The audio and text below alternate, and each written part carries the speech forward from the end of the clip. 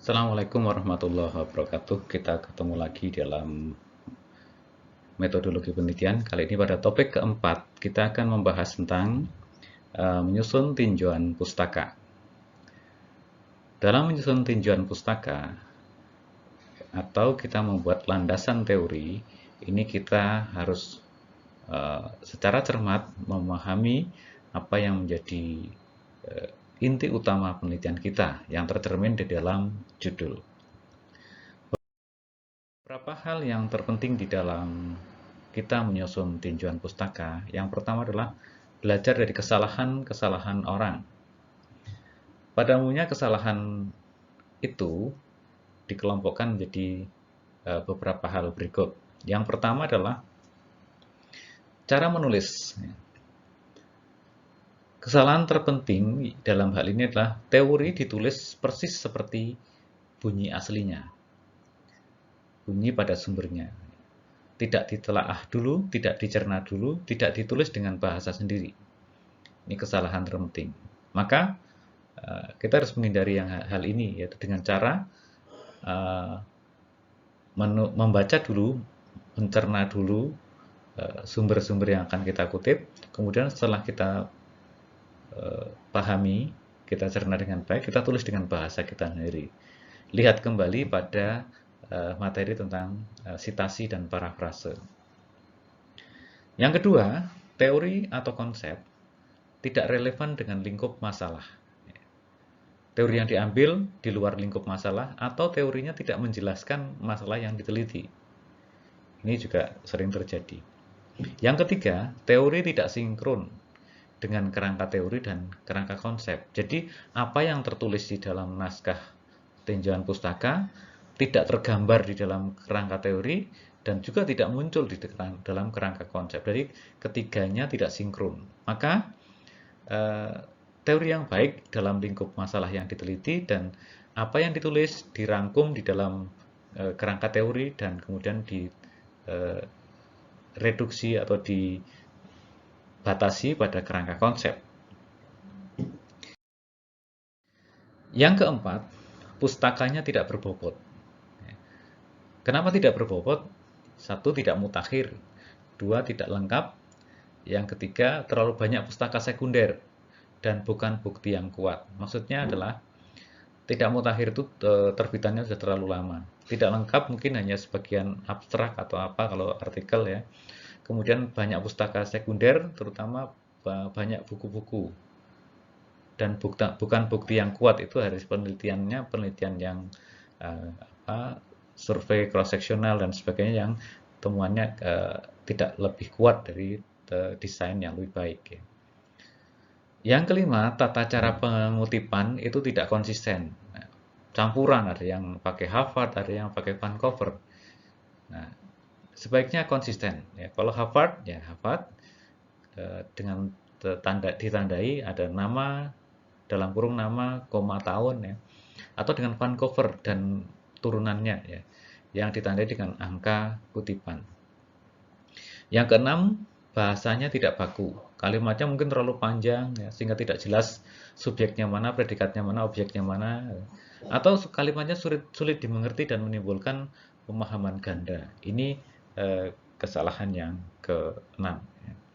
Nah, coba belajar dari kesalahan-kesalahan ini untuk tidak ditiru, tidak mengulang, supaya tidak terjadi lagi kesalahan yang sama.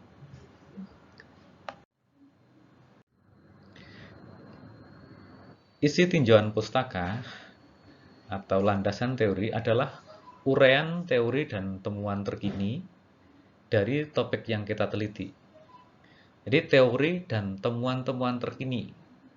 Jangan salah ya, nanti jangan sampai isi tinjauan pustaka adalah dari buku-buku yang sudah lama tapi dicetak ulang, tapi tidak menyangkut paut temuan-temuan terkini, seolah-olah kita belum ada apa-apa, belum ada temuan-temuan yang baru, padahal kalau kita mau cari di artikel-artikel terkini sudah banyak, sehingga kita menjadi ketinggalan informasi. Ya.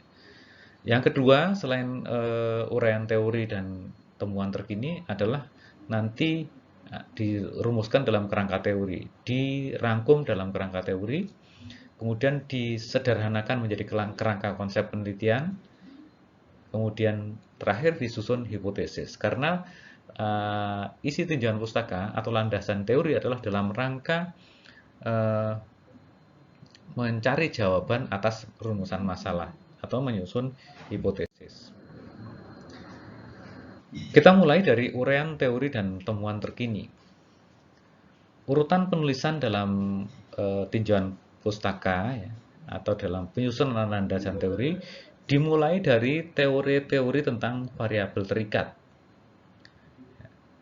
Jika kita meneliti misalnya tentang desain face shield yang aman dan nyaman untuk mencegah penularan COVID-19, maka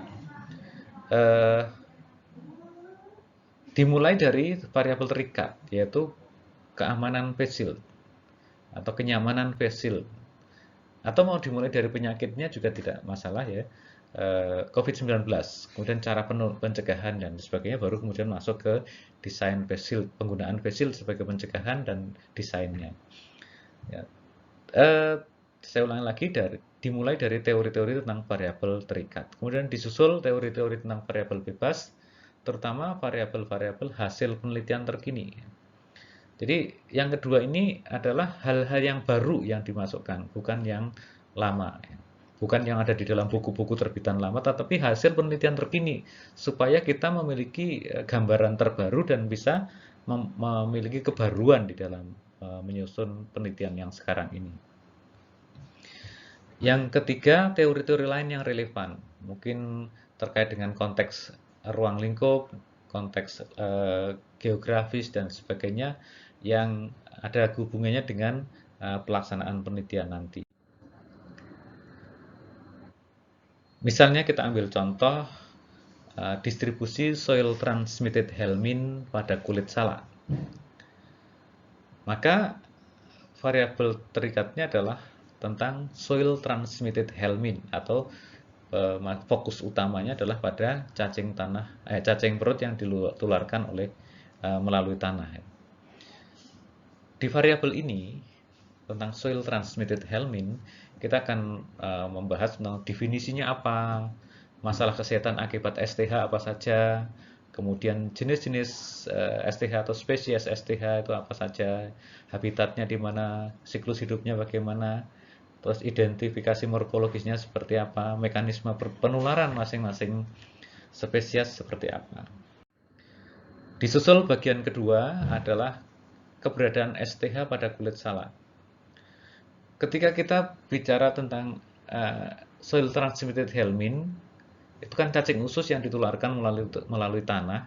Kenapa ada pada kulit salak? Maka untuk menjawabnya kita mulai dari bagaimana budidaya salak. Deskripsi tanamannya seperti apa, pemeliharaan tanamannya seperti apa, pemupukannya seperti apa. Yang kedua, bagaimana kontaminasi telur STH pada kulit salak. Kita bisa uraikan menjadi letak buah salak itu di mana posisinya, sumber paparan STH pada kulit buah salak itu dari mana saja, dan faktor-faktor yang mempengaruhi paparan tersebut apa saja. Kemudian yang C, dibuat kerangka teori, ya, menguraikan bagaimana hubungan satu variabel dengan variabel lain yang mempengaruhi keberadaan STH pada kulit salak. Kemudian direduksi menjadi kerangka konsep yang menggambarkan hubungan variabel dari variabel-variabel yang diteliti.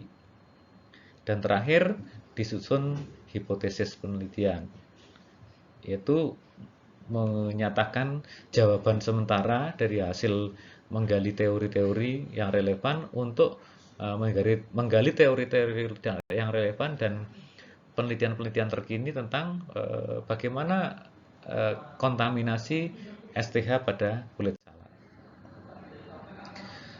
Kerangka teori adalah hubungan antar variabel yang kompleks yang menggambarkan bagaimana peristiwa ini terjadi. Kita berfokus pada soil transmitted helminth, ya. Maka keberadaan soil transmitted helminth pada kulit salak ini dipengaruhi oleh paparan telur STH. Paparan telur STH ini dari mana saja? Tinja sebagai pupuk, banjir di sekitar ladang salak, penyiraman salak dengan air parit, ya. Kemudian BAB di tempat terbuka yang mempengaruhi sebaran telur STH pada berbagai tempat, ya. Kemudian penyiraman pohon salak dengan air parit di mana ada peluang perilaku BAB di parit kebun salak, ya. Dan ini kemudian dari faktor yang lain adalah adanya lalat hinggap pada buah salak yang mungkin ada yang luka dan sebagainya. Nah, dari kerangka teori tersebut disederhanakan menjadi hubungan antar variabel yang lebih sederhana yang kaitannya dengan keberadaan telur STH pada kulit salak. Seperti ini.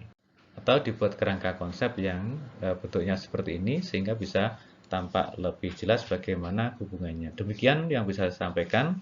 Terima kasih. Billahi taufiq wal hidayah. Assalamualaikum warahmatullahi wabarakatuh.